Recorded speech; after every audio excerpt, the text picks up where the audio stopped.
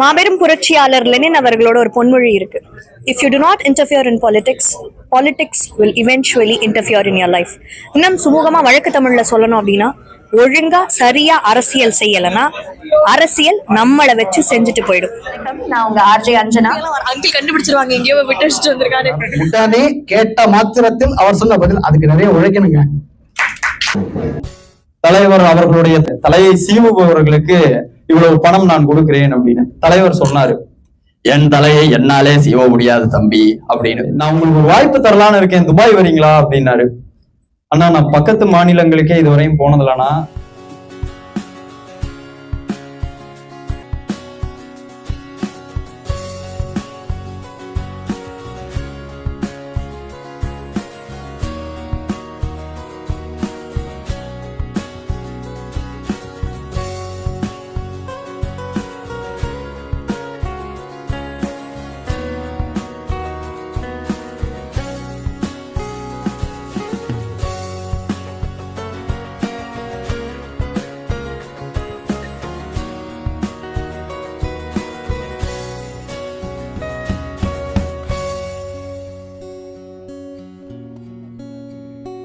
என் உயிரினும் மேலான அப்படிங்கிற பேச்சு போட்டியில முதல் இடம் பெற்ற இளம் பேச்சாளர் திரு மோகநிதி நம்ம கூட இணைஞ்சிருக்கிறார் இன்னைக்கு சிறப்பு விருந்தினரா. நல்ல ஒரு பலமான கைத்தட்டல் கொடுத்து அவரையும் நிகழ்வுக்கு வரவேற்கலாம்.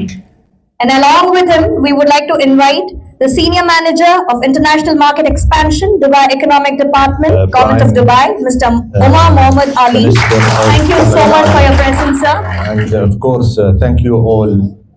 Thank you, Mr. Mehran, to invite me here.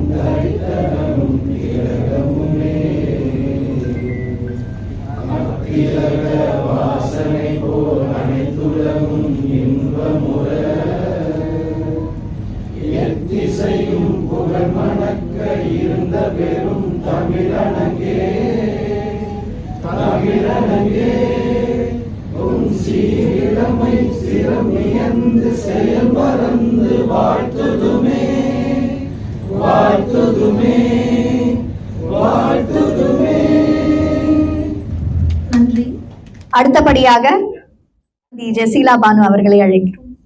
வாழ்த்துறை. அனைவருக்கும் முகமன்களும் வாழ்த்துக்களும். நம்ம கழகத்துடைய இளைய தளபதி அப்படின்னு சொல்லலாமா, துணை முதலமைச்சர் மாண்புமிகு உதயநிதி ஸ்டாலின் அவர்களுடைய பிறந்த நாளுக்கு குறுகிய நேரத்துல இத்தனை பேரை அழைச்சு, அதுவும் ஒரு வேலை நாள்ல இத்தனை பேரை அழைச்சு எல்லாரும் இங்க கூடி இருக்கும் போது பார்க்கவே ரொம்ப சந்தோஷமா இருக்கு. அதுவும் இந்த மலர்ந்தா நம்ம ஊர்ல கட்சி கூட்டம் பார்த்த மாதிரியே இருக்கு. அனைவருக்கும் முகமன்களும் வாழ்த்துக்களும்.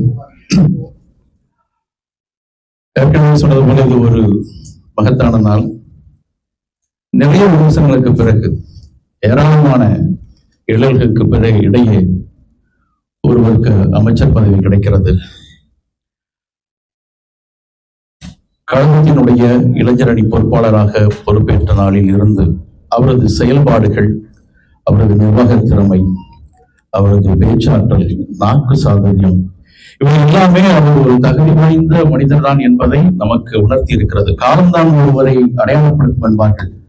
அப்படி காலம் நமக்கு அடையாளப்படுத்திய அற்புதமான ஒரு நபர்தான் நமது மதிப்பிற்குரிய மாண்புமிகு உதயநிதி ஸ்டாலின் அவர்கள் என்பதை இந்த தருணத்தில் பகுத்தறிவு கூறிடும் மனம், பகை வெல்ல போரிடும் குணம், எக்கணமும் கொண்ட பணி முடிக்க உழைத்திடும் இனம், தெக்கணமும் அதில் சிறந்த திராவிடம் நம் இனம்.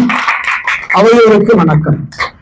தளபதியின் புதல்வருக்கு, தகைசால் துணை முதல்வருக்கு மனம் நிறைந்த மகிழ்வில் இனிய பிறந்த நாள் வாழ்த்துக்கள். பெரியார் வழிவந்த நெஞ்சுரமும், அறிஞர் வழி வந்த நல் அறமும், கலைஞர் வழி வந்த சொல் திறமும், தளபதி வழிகற்ற செயல் திறமும் உன்னை உயர வைக்கும், உடன் பிறப்பாக உள்ளத்தில் உணர வைக்கும். திராவிட அல்காரிதம் அறிந்தேதான் சொல்கிறேன். நாளைய மாமன்னனாகும் தகுதிகள் கொண்ட இன்றைய இளவரசனுக்கு பிறந்த நாள் வாழ்த்துக்கள். மாபெரும் இயக்கமான திராவிட முன்னேற்ற கழகத்தின் இளைஞரணி நேரத்திலே மிகப்பெரிய கூட்டத்தை கூட்டியிருக்கும் நமது அண்ணன் எஸ் மீரானன் வாய்ப்பு கொடுத்ததுக்கு மிக நன்றி. உயிருக்கும் மேலான திரு மோகனிதி அவர்களுக்கு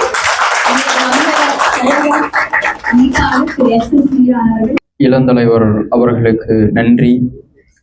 இளந்தலைவர் அவர்களுக்கு எனது இனிய பிறந்தநாள் நல்வாழ்த்துக்களை இந்த நேரத்திலே தெரிவித்துக் கொண்டு, கொஞ்சம் தமிழெடுத்து குவளையம் முழுதளந்த அஞ்சுகத்தாயின் அருந்தவ புதல்வர், மோதவரும் முக்கடலும் முப்பாலின் பாதத்தில் முத்தமிட்டு பணிய வைத்த முத்தமிழின் முழு உருவானவர், என் உயிரினும் மேலான அன்பு உடன்பிறப்பே என்று நம்ம எல்லாம் உடன்பிறப்பாய் இணைத்திருக்கிற, நமது நெஞ்சமெல்லாம் நிறைந்திருக்கிற தலைவர் கலைஞர் அவர்களை வணங்கி, இங்க வரும்போது நான் ஒருத்தன் தான் பேச்சாளரு, நம்ம தான் பேச போறோம், பயங்கரமா பண்ண போறோம் அப்படின்னு நினைச்சு வந்தா, இங்க இருக்கிற எல்லாருமே மிக சிறந்த பேச்சாளர்களா பேச ஆரம்பிச்சிட்டாங்க.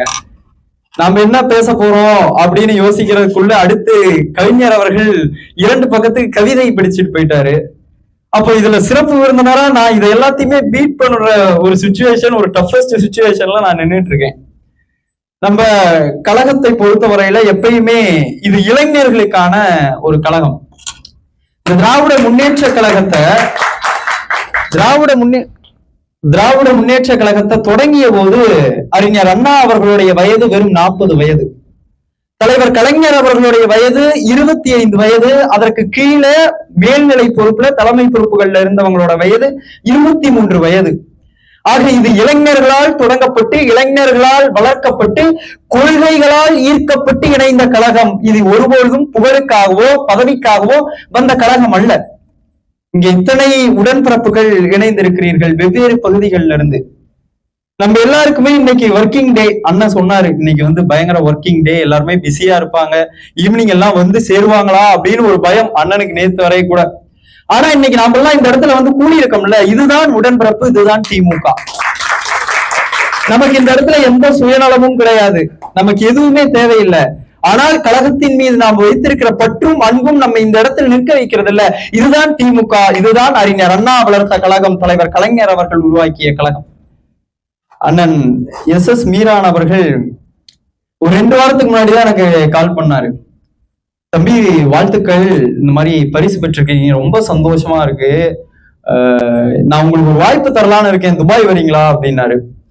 ஆனா நான் பக்கத்து மாநிலங்களுக்கே இதுவரையும் போனதில்லண்ணா, இன்னும் சொல்ல போனா தமிழ்நாட்டிலேயே நான் ஒரு சில மாவட்டங்களுக்கு நான் இன்னும் போனதில்லை, என்கிட்ட ஒரு டாக்குமெண்ட்ஸ் எதுவுமே இல்லையேன்னா நான் என்னன்னா பண்றது, அதெல்லாம் நான் பாத்துக்கலாம், நீங்க வரீங்க துபாய் வரீங்க அப்படின்னாரு.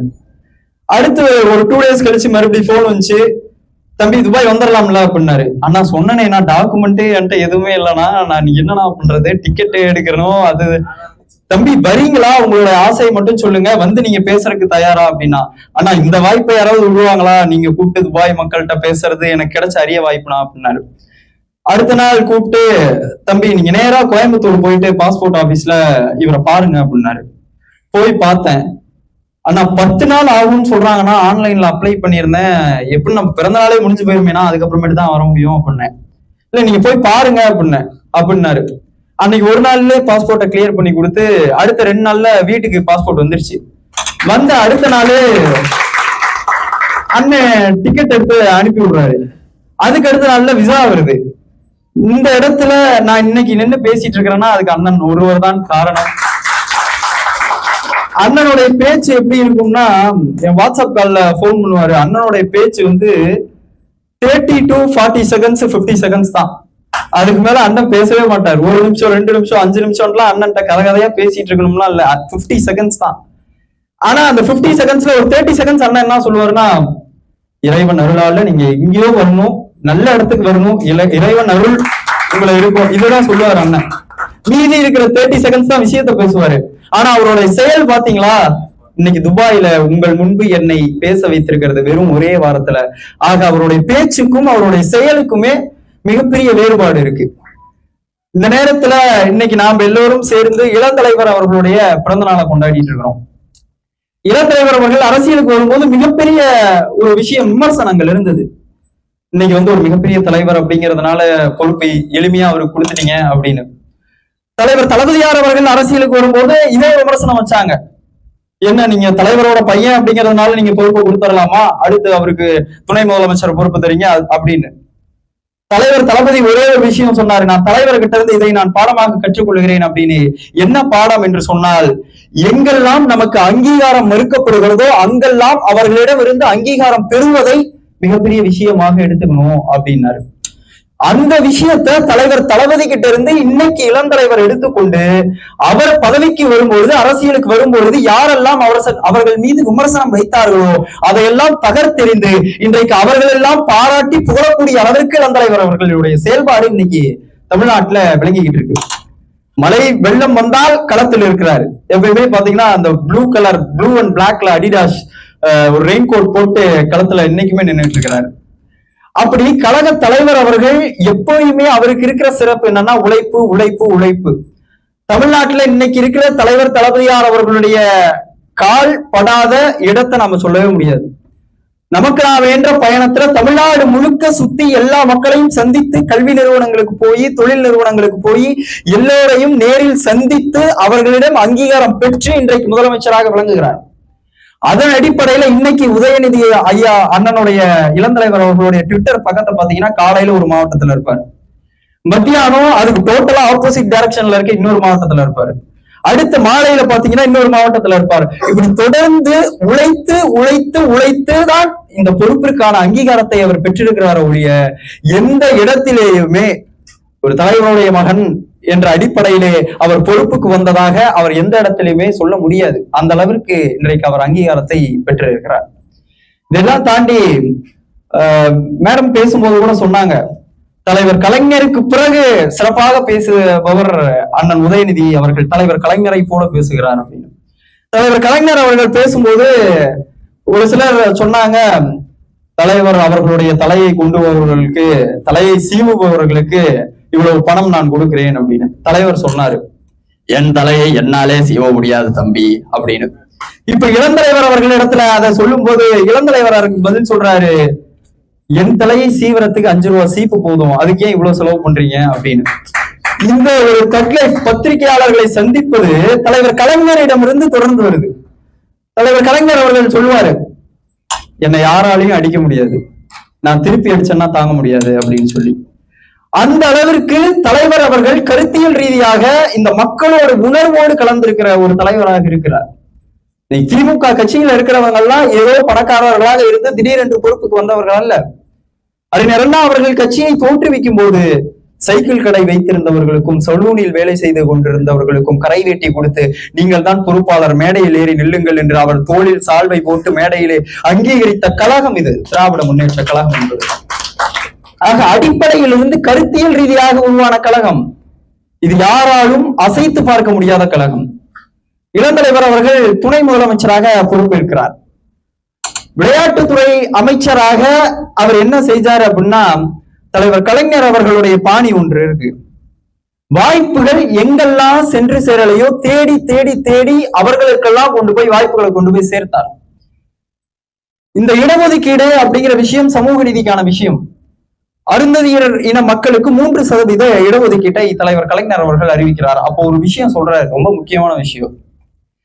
கையில் மலமல்லுவோர் தலைவிதி மாற்றிட உள் இடஒதுக்கீட்டு கொள்கையை தலையில் தூக்கி வைத்து ஆடுகிறேன் நான் என்று சொல்லி அந்த இடஒதுக்கீட்டை கொடுத்து இன்றைக்கு அந்த சமூகத்து மக்களை மருத்துவர்களாகவும் பொறியாளர்களாகவும் ஆக்கியது திமுக. அந்த வகையில விளையாட்டுத்துறை அமைச்சராக தான் பொறுப்பேற்கிறாரு. இதுக்கு முன்னாடி அண்ணன் இஸ்மாயில் அண்ணன் அவர்கள் சொன்னது போல விளையாட்டுத்துறையில இருந்த அமைச்சர்கள் பேரே வெளியே தெரியாது. அந்த அளவுக்கு மிகுந்த கீழ்பட்டியலில் இருக்கிற ஒரு அமைச்சகம் தான் விளையாட்டுத்துறை அமைச்சர். அண்ணன் பொறுப்பேற்கிறார். பொறுப்பேற்றவுடன் இன்றைக்கு தமிழ்நாட்டில் முதன்மையாக துறையாக விளையாட்டுத்துறை இருக்கிறது. மாற்றுத்திறனாளி விளையாட்டு வீரர்களுக்கு எத்தனையோ ஊக்கத்தொகைகள், உதவித்தொகைகள் கொடுக்கப்பட்டு இன்றைக்கு பாரா ஒலிம்பிக்ஸ்ல இந்தியாவிலேயே அதிக முதன்மை மெடல்களை வாங்கி குவித்திருக்கிறது தமிழ்நாடு என்று சொன்னால் அதற்கு காரணம் அண்ணன் இளந்தலைவர் அவர்கள். தமிழ்நாட்டில் அங்கீகாரம் பெற்றது போதாதுன்னு உலகளாவிய செஸ் ஒலிம்பியாட தமிழ்நாட்டுல கொண்டு வந்து நடத்தி இன்றைக்கு எத்தனையோ அயலக வீரர்கள் அண்ணன் இளந்தலைவர் அவர்களுக்கு நன்றி சொல்லி அன்னைக்கு ட்வீட் போடுறாங்க அப்படின்னு சொன்னா இதுதான் இளந்தலைவர் அவர்களுடைய செயல்பாடு அப்படிங்கிறது. F4 ஃபார்முலா கார் ரேஸ் நடத்துறாரு. சேப்பாக்கம் திருவல்லிக்கேணி சட்டமன்ற தொகுதியில இருக்கும் போது அங்க இருக்கிற சிறுவர்கள் விளையாட்டு மீது ஆர்வமா இருக்கிற எல்லாத்துக்கும் சேப்பாக் ஸ்டேடியத்துல டிக்கெட் எடுத்து கொடுத்து இலவசமா எல்லாரும் கனவையும் நிறைவேற்றுகிறார். இப்படி கடை கோடிகள்ல இருக்கிற இளைஞர்களுடைய கனவுகளை திறமைகளை கண்டறிந்து அவர்களை வெளியுலகத்திற்கு காட்டுவதில் திராவிட முன்னேற்ற கழகம் ஒருபொழுதும் தோற்றதே கிடையாது. இன்னைக்கு நான் எடுத்துக்கங்க, நாமக்கல் மாவட்டத்துல ராசிபுரத்துல முத்துக்காளிப்பட்டி என்ற கிராமத்துல வெறும் தலைவர் கலைஞர் அவர்களுடைய விஷயங்களை படித்து தளபதியார் அவர்களுடைய விஷயத்தால் ஈர்க்கப்பட்டு ஒரு கடைக்கோடியில் இருந்த என்னை அடையாளம் கண்டு இன்றைக்கு துபாயில் வந்து நிறுத்தி இருக்கிறார் என்று சொன்னார். இதுதான் இளந்தலைவர் அவர்களுடைய செயல்பாடு. திறமைகள் எங்கிருந்தாலும் கண்டறிந்து வெளி உலகத்திற்கு காட்டிக் கொண்டிருக்கிறார். விளையாட்டுத்துறையில சிஎம் டிராபி என்ற ஒரு விஷயத்த கொண்டு வர்றாரு. இந்த சிஎம் டிராபி என்ன பண்ணுது அப்படின்னா, ஊராட்சிகள்ல நிறைய திறமையான பசங்க இருப்பாங்க. திறமையான பசங்களோட திறமை எப்ப வெளியாகும்? அவங்களுக்கான வாய்ப்பு கிடைச்சாதான் வெளியாகும். நம்ம நல்லா விளையாடுவோம், நம்மளுக்கு நல்ல திறமை இருக்கு, ஆனா நம்ம அப்பா அம்மாவுக்கே நம்ம எதுலையாவது விருது பெற்றா மட்டும்தான் ஆஹா பையன் நல்லா வந்துருவான் அப்படின்ற ஒரு நம்பிக்கை இருக்கும்.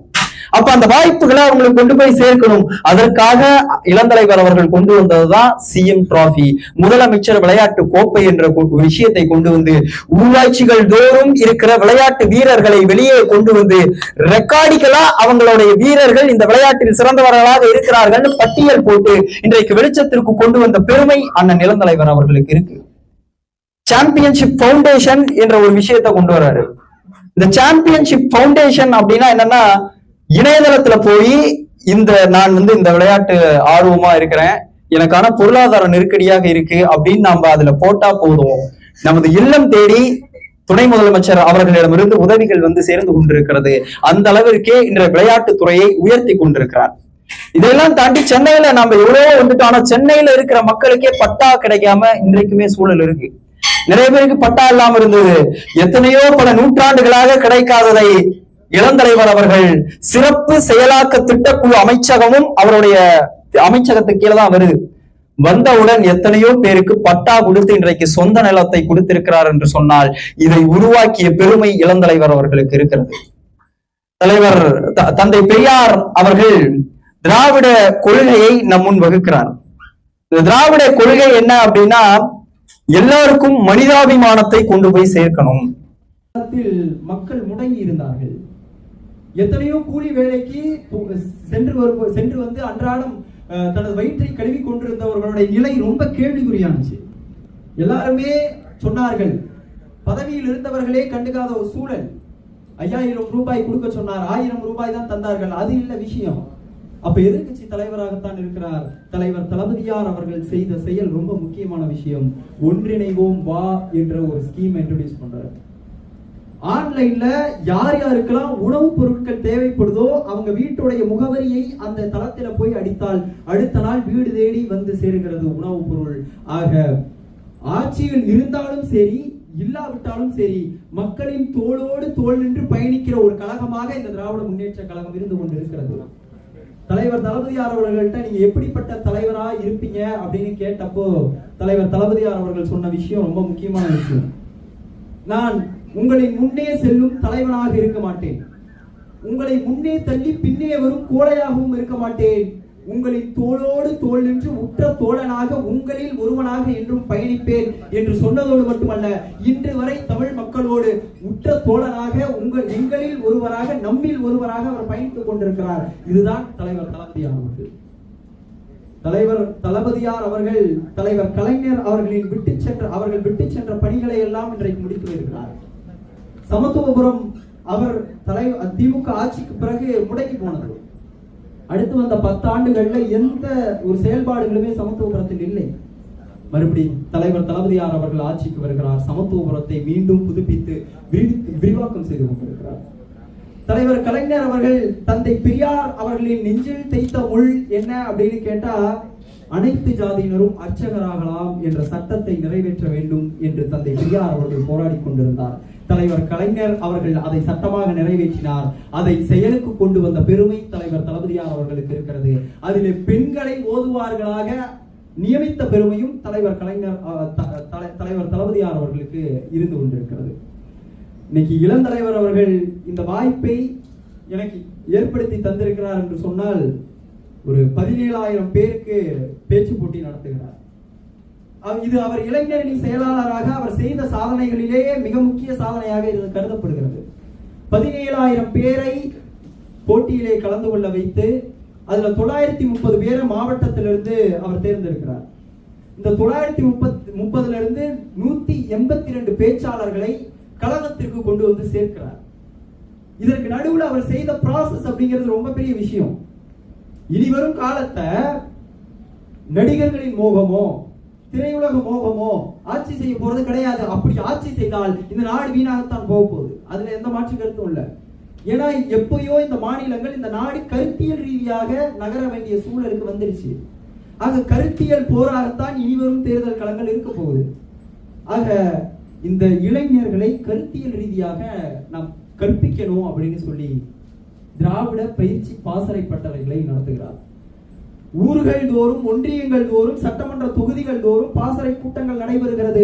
எத்தனையோ கழக பேச்சாளர்கள் பாசறை கூட்டங்கள் மூலமாக இளம் தலைமுறையை திராவிடத்தை பற்றி எடுத்துரைத்து அவர்களை கருத்தியல் ரீதியாக ஈர்த்து இந்த கழகத்திற்குள் கொண்டு வந்து சேர்க்கிறது என்று சொன்னால், இந்த பெருமைக்கு காரணம் அண்ணன் இளந்தலைவர் அவர்கள் கருத்தியல் ரீதியாக இன்றைய இளைஞர்களை செதுக்கி கொண்டிருக்கிறார். அடுத்த தலைமுறையை இந்த திராவிட முன்னேற்ற கழகத்திற்கு வளர்த்து கொண்டிருக்கிறார். நிறைய பேர் சொல்றாங்க, திராவிடம் என்பது தோற்க போகிறது, திராவிடம் என்பது வீழ போகிறது அப்படின்னு. தலைவர் கலைஞர் அவர்களே இதற்கு பதில் சொல்லிவிட்டு போய்விட்டார்.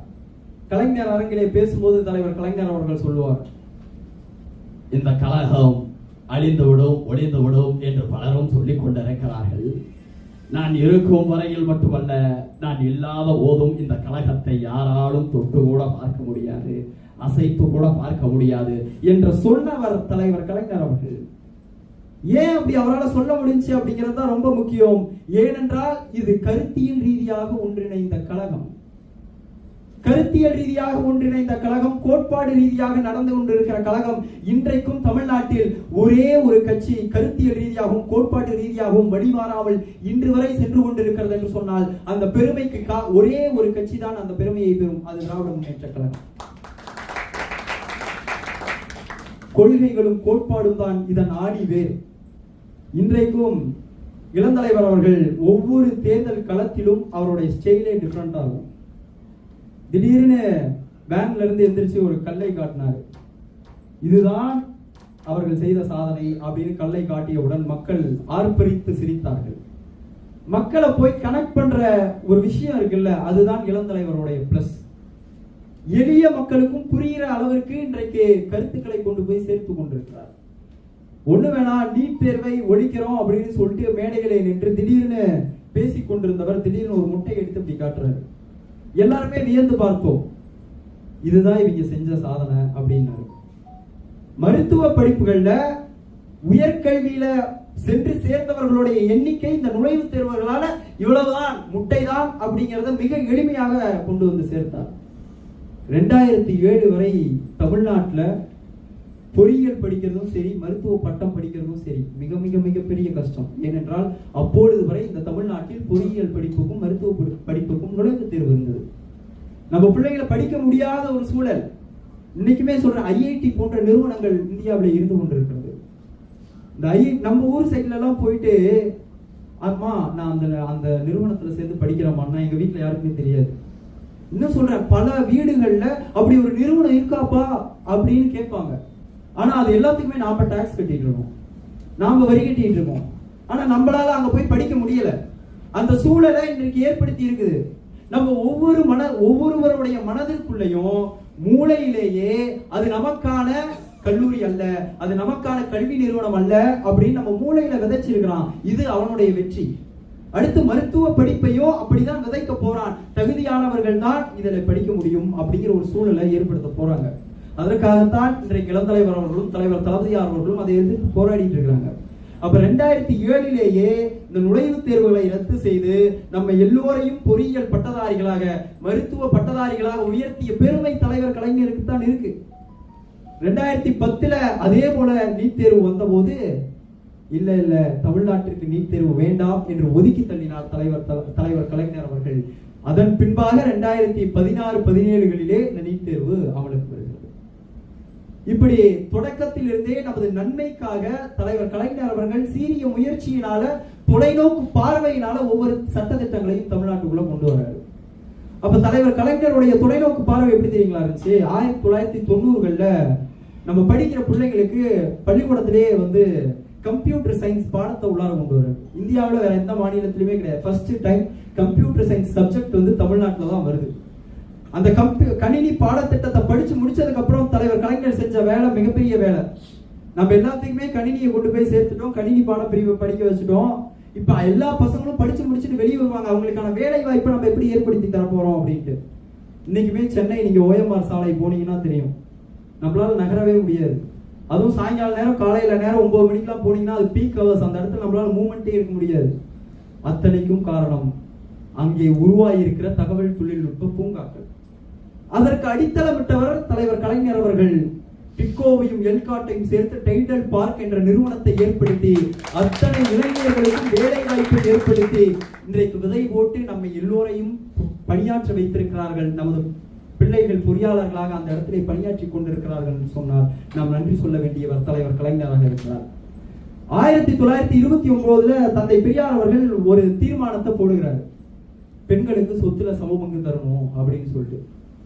1950களில் அம்பேத்கர் அவர்கள் அவர் சட்டத்துறை அமைச்சராக இருக்கும்போது நாடாளுமன்றத்துல ஒரு பில்ல பாஸ் பண்றாரு, ஹிந்து கோட் பில் அதுக்கு பேரு. அதுல வந்து அதை ஏற்க மறுக்கிறார்.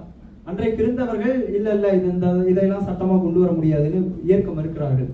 அம்பேத்கர் அவர்கள் நாடாளுமன்றத்திலிருந்து வெளியே வந்து விட்டார். நான் இன்று முதல் இந்த சட்ட அமைச்சர் பதவியை ராஜினாமா செய்கிறேன், ஏனென்றால் நான் கொண்டு வந்த இந்த சட்டத்தை இவர்கள் ஏற்க மறுக்கிறார்கள் அப்படின்னாரு.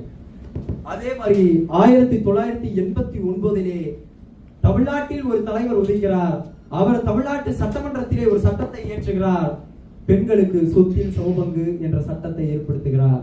அதன் பின்பாக இப்பொழுது உச்சநீதிமன்றம் சொல்லுகிறது, ஆம் பெண்களுக்கு சொத்தில் சமபங்கு கொடுக்க வேண்டும் என்று சொல்லி. ஆக எவ்வளவு பெரிய தொலைநோக்கு பார்வை பாருங்க. 1929 போடப்பட்ட தீர்மானத்தை 1989 செயல்முறைப்படுத்தி அதை இந்தியா முழுவதும் இன்றைக்கு செயல்படுத்த வைத்திருக்கிற பெருமை தலைவர் கலைஞருக்கு இருக்கிறார். ஒவ்வொரு விஷயங்களையுமே அடிப்படையில் இருந்து மாற்றி இருக்கிறார். ஒண்ணுமே வேணாம், நம்ம கைகள்ல, நம்ம ஊராட்சிகள்ல நாம இன்னைக்கு அன்றாடம் சாப்பிடுறோம்னா நமக்கு தேவை ரேஷன் அட்டை. இந்த ரேஷன் அட்டை நம் கைக்கு வந்தது மிகப்பெரிய வரலாறு. முதல்ல எல்லாருக்குமே அந்த ரேஷன் அட்டை அப்படிங்கிறது கிடையாது. முதல்ல பொது விநியோக திட்டத்தை ஏற்படுத்தி, நுகர்பொருள் வாணிப கழகத்தை ஏற்படுத்தி, ஊராட்சிகள் தோறும் ரேஷன் கடைகளை திறந்து எல்லார் கையிலும் இன்னைக்கு ரேஷன் அட்டைகள் வைத்திருக்கிறோம்னா காரணம் கலைஞர். இது இந்தியாவிற்கே முன்னோடி திட்டம். அப்ப எல்லாருமே அந்த காலத்துல அரிசி சாப்பாடு சாப்பிட முடிஞ்சானா அது கூட கிடையாது. நம்ம எல்லாருக்குமே அரிசி சாப்பாடு கிடையாது. ஆக ரூபாய்க்கு ஒரு படி அரிசி என்று சொல்லி எல்லாருக்குமே அரிசி சாப்பாடு சாப்பிட வைத்த பெருமை தலைவர் கலைஞருக்கு இருக்கிறது. அதன் பிறகு காப்பீடு திட்டம்னு ஒரு விஷயம் கொண்டு வராரு. எல்லா மக்களாலையும் பெரிய மருத்துவமனைகளுக்கு போய் மருத்துவ சேவையை பெற முடியல. தலைவர் கலைஞர் அவர்கள் சொன்னார், அந்த அளவுக்குலாம் உனக்கு காசெல்லாம் தேவைப்படாது, அரசாங்கம் உனக்கு என்ன செலவாகுதோ நான் பாத்துக்கிறேன், நீ போய் முதல்ல வைத்தியத்தை பார்த்து உன் பிள்ளைய காப்பாத்து அப்படின்னு சொல்லி மருத்துவமனையிலே எங்களை அனுமதித்து எங்களுக்கான உயர்தர சேவையை கொடுத்த, சிகிச்சையை கொடுத்த பெருமை தலைவர் கலைஞருக்கு இருக்கிறது. இப்போ தொலைக்காட்சி அப்படிங்கிற ஒரு விஷயத்தை கொண்டு வராரு. இது ஒரு மிகப்பெரிய மாற்றம். அதுவரையில ஏதோ ஒரு உயர்குடியில ஒரு பெரிய பணக்காரர் வீட்டுல மட்டும் தான் தொலைக்காட்சி இருக்கும். நம்மள என்ன பண்ணணும்னா வீட்டு வாசப்படியில உட்காந்து அந்த கதவு லேசா அப்படி திறந்து வச்சிருப்பாங்க. அந்த லேசா அந்த ஓரத்துல இருந்து ஆகா எம்ஜிஆர் அங்க பாருப்பா டான்ஸா போடுறாருப்பா அப்படின்னு சொல்லி பார்த்துட்டு இருந்தோம். தலைவர் கலைஞர் அவர்கள் அதை சிந்தித்தார். எல்லாருக்குமே அது வெறும் இலவச தொலைக்காட்சி பெட்டின்னு தான் தெரியும். தலைவர் கலைஞருக்கு மட்டும்தான் தெரியும் அது ஒரு நூற்றாண்டின் சுயமரியாதை போராட்டம். அத்தனை பேரையும் இது உனக்கான உரிமை, இது உனது வீட்டில் வந்து சேர வேண்டிய ஒரு விஷயம், உனது வீட்டில் நீ கால் மேல் கால் போட்டுக் கொண்டு தொலைக்காட்சி பார்க்க வேண்டும் என்று சொல்லி அதை நிறைவேற்றி காட்டிய பெருமை தலைவர் கலைஞர் அவர்களுக்கு இருக்கிறது. இப்படி அடிப்படையிலிருந்து ஒரு சில விஷயங்களை மாற்றி எப்படி இருந்த தமிழ்நாட்டை இன்றைக்கு எப்படி மாற்றி காட்டி இருக்கிறார், அதை இன்றைக்கு தலைவர் தளபதி எப்படி அதை கண்டினியூ பண்ணிருக்காருன்றது ரொம்ப விஷயம். தலைவர் கலைஞர் அவர்கள் செய்ததோடு தலைவர் தளபதி நிறுத்தி இருந்தால் வரலாறு மாறி இருக்கும். ஆனால் அதை இன்றைக்கு தலைவர் தளபதியார் அவர்கள் தொடர்ந்துகிட்டு இருக்கிறார். எப்படி? தலைவர் தளபதியார் அவர்கள் ஒவ்வொரு திட்டத்தை தீட்டுவதிலும் ஒவ்வொரு சுயமரியாதை இருக்கிறது, ஒவ்வொரு முற்போக்கு சிந்தனைகள் இருக்கிறது. முன்னையெல்லாம் 12வது முடிச்சு பசங்களுக்கு மேல போய் படிக்கிறதுக்கு முடியாது. 12வது முடிச்சு பசங்க எல்லாம் வேலைக்கு போலாம்ப்பா, இதுக்கு மேல நம்ம படிச்சு என்ன பண்றோம், வேலைக்கு போனாலாவது அப்பா அம்மா கஷ்டத்தை குறைக்கலாம், இன்னும் தங்கச்சி ஒருத்தங்க இருக்கிறாங்க அவங்களுக்கு கல்யாணம் பண்ணி வைக்கணும், அக்கா ஒருத்தங்க இருக்கிறாங்க அவங்களுக்கு கல்யாணம் பண்ணி வைக்கணும், இதுக்கு மேல நான் படிச்சு என்ன பண்றேன்னு 12க்கு மேல எல்லாம் வேலைக்கு போக ஆரம்பிச்சாங்க. போன் பண்ணி எப்பா இன்னைக்கு வண்டியில லோடு ஏத்தணுப்பா வந்துருப்பா அப்படின்னு சொல்லி கூப்பிட்டு இருந்த வரலாறு தான் இதுவரை தமிழ்நாட்டில். தலைவர் தளபதியார் அவர்கள் உயர்வுக்கு படி அப்படின்ற ஒரு திட்டத்தை கொண்டு வருகிறார். மாவட்ட ஆட்சித்தலைவர் 12th முடிச்சு யார் யாரெல்லாம் காலேஜுக்கு போகாம இருக்காங்களோ அவங்க லிஸ்டை எல்லாம் எடுத்து அவங்களுக்கு எல்லாம் போன் பண்ணி தம்பி நீ ஏன் காலேஜ்ல சேராம இருக்கிற அப்படின்னு கேட்கிறாரு. பையன் பொருளாதார வசதி இல்லை, உனக்கான எல்லா பொருளாதார வசதியும் இந்த அரசாங்கம் செய்து தரும், நீ வேலைக்கெல்லாம் போகாத வந்து படி என்று சொல்லி பட்டப்படிப்பு வாங்கி கொண்டிருக்கிற அரசு திராவிட மாடல் அரசாங்கம் இருக்கிறது. We always proud we belong to Dravidian stock. அண்ணா அவர்கள் யூஎன்ல பேசினது இதுதான், I belongs to Dravidian stock அப்படின்னாரு. இப்போ நம்மளுடைய தமிழ்நாடு முதலமைச்சர் அவர்கள் பதவி ஏற்கும் பொழுது இந்த அரசு திராவிட மாடல் அரசாக இருக்கும் அப்படிங்கிறாரு. திராவிட மாடல் அரசு அப்படின்னா என்ன அப்படின்னு கேட்டாங்க. திராவிட மாடல் என்பது எதையும் உடைக்காது உருவாக்கும், எதையும் சிதைக்காது சீர் செய்யும், யாரையும் பிரிக்காது ஒன்று சேர்க்கும், யாரையும் வெறுத்து ஒதுக்காது தோளோடு தோள் நின்று பயணிக்கும், இதுதான் திராவிட மாடல் அரசு அப்படின்னாரு. இதை சுருக்கமா எப்படி சொல்றது? எல்லோருக்கும் எல்லாம் அப்படின்னாரு. எவ்ரிதிங் ஃபார் எவ்ரிஒன், இதுதான் திராவிட மாடல் அப்படின்னாரு. அவர் வந்த போதே சொன்னாரு, எனக்கு வளர்ச்சி அப்படிங்கிறது ஏதோ ஒரு தரப்பு மக்கள் வளர்ந்து கொண்டிருப்பதும் அவங்க நல்லா செழுமையா போறது மட்டும் வளர்ச்சி கிடையாது. என்னை பொறுத்தவரையில வளர்ச்சி என்பது எல்லோரும் வளர வேண்டும், எல்லோருக்கிட்ட இருந்தும் நான் அந்த வளர்ச்சியை பார்க்க வேண்டும், இதுதான் என்னை பொறுத்தவரையில் வளர்ச்சி அப்படின்னு சொல்லி இன்றைக்கு ஒவ்வொரு திட்டங்களையும் செயல்படுத்தி கொண்டிருக்கிறார். ஒண்ணுவேளா பெண்களை படிக்கவே அனுப்பாத சமுதாயத்துல இன்றைக்கு பெண்களை விளையாட்டு வீராங்கனைகளாக உலகம் தோறும் சுழல வைத்துக் கொண்டிருப்பவர் அண்ணன் இளந்தலைவர் அவர்கள், விளையாட்டுத்துறை அமைச்சராக. இப்படி எண்ணற்ற திட்டங்களால், முற்போக்கு திட்டங்களால், சுயமரியாதையோடு முற்போக்கோடு இந்த கழகத்தை, இந்த தமிழ்நாட்டை அவர்கள் முற்போக்கு நோக்கத்தோடு கொண்டு வந்திருக்கிறாங்க. இன்றைக்கு இங்கே இருப்பவர்கள் எல்லோரும் இந்த மண்ணின் அடிப்படையை மாற்றுவதற்கு அடிப்படை கட்டமைப்புகள்ல பெரும் பங்காற்றியவர்கள் நீங்கள். இந்த மண்ணுடைய அடிப்படை கட்டமைப்பில் உங்களுடைய பங்கு என்பது மிகப்பெரிய பங்கு. இதே போல தமிழ்நாட்டிலே ஒவ்வொரு துறையிலும் அவருடைய வளர்ச்சி இருக்க வேண்டும்.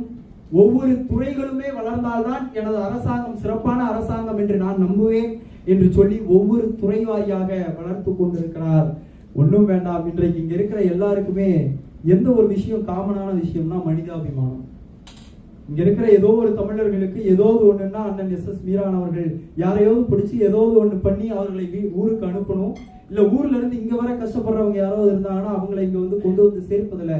நாம எல்லாருமே ஒரு சில நேரத்துல ஒன்றிணையம்ல, இதுதான் கழகம், இதுதான் உடன்பிறப்பே அப்படின்னு தலைவர் அழைத்ததற்கான காரணம். இந்த மனிதாபிமானம் தான் தந்தை பெரியார் அவர்களுடைய அடிப்படை. இந்த மனிதாபிமானத்திலிருந்து தொடங்கியதுதான் சுயமரியாதை இயக்கம்.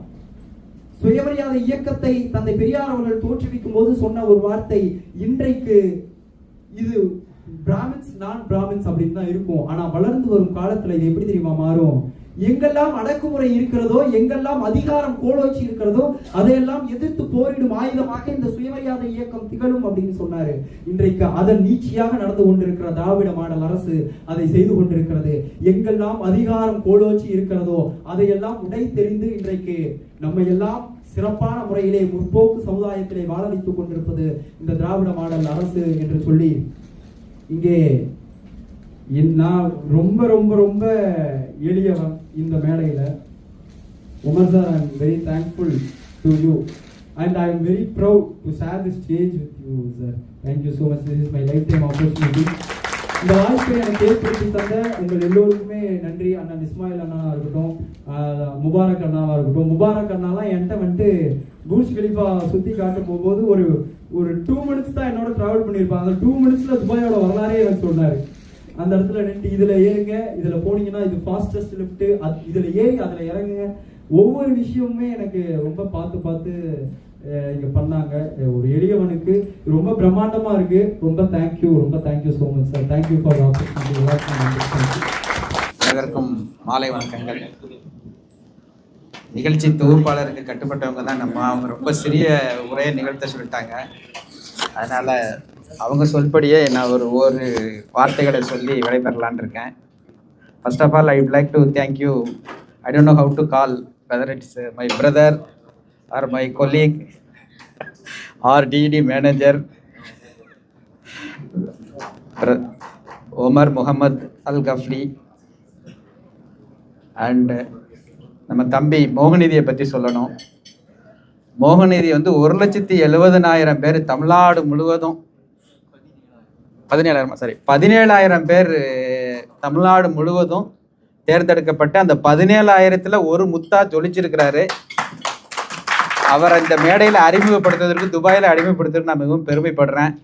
அதற்கான வாய்ப்பை நம்ம கழகம் தான் கொடுத்துருக்கு. மாண்புமிகு முதலமைச்சர் அவர்களும் மாண்புமிகு துணை முதலமைச்சர் அவர்களும் இந்த என் உயிரினும் மேலான போட்டிகளில் வெற்றி பெற்றவங்களையும் கலந்துகிட்டவங்களையும் வைத்து நிகழ்ச்சிகள் நடத்துங்க அப்படின்னு உத்தரவிட்டிருக்காங்க. அந்த உத்தரவுக்கு ஏற்ப நம்ம இன்னைக்கு இந்த நிகழ்ச்சியில் திரு மோகநிதி அவர்களை நம்ம கூப்பிட்டுருக்கோம்.